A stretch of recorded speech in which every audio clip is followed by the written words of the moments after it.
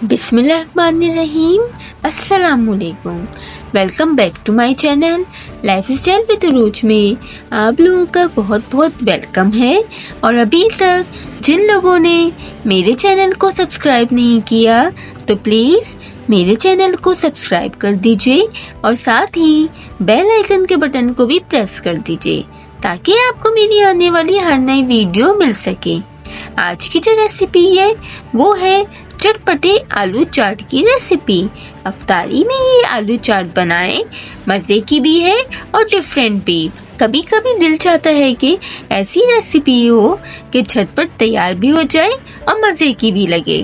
चले आए बिना टाइम वेस्ट किए हुए हम अपनी रेसिपी की तरफ बढ़ते हैं। सबसे पहले मैंने 3 स्मॉल आलूओं को बॉईल कर लिया और सिंपल से मैंने स्पाइसेस लिए जिसमें नमक हाफ टी स्पून या 2 टेस्ट, चाट मसाला 1 टीस्पून, कुटी लाल मिर्च हाफ टी स्पून, हल्दी 1/4 टीस्पून, भुना कुटा धनिया क्रश हुआ हुआ हाफ टी स्पून, सफेद जीरा पिंच और कलौंजी पिंच और 10 से 12 करी पत्ते और 2 टमाटरों को मैंने ब्लेंडर में बारीक क्रश कर लिया था।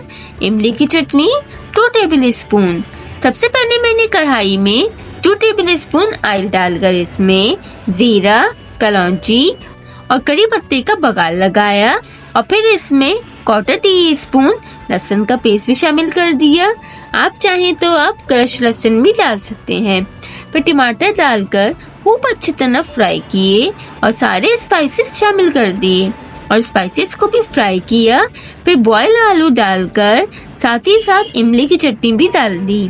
अगर आपके पास इमली की चटनी ना हो तो आप इमली का पल्प भी डाल सकते हैं। साथ में 1 टेबल स्पून पानी डाल दिया ताकि मसाले जले ना और हल्का सा फ्राई किया और 1 मिनट के लिए दम पर रखा और फिर निकालकर धनिया पत्ता और सेव डालकर सर्व करें।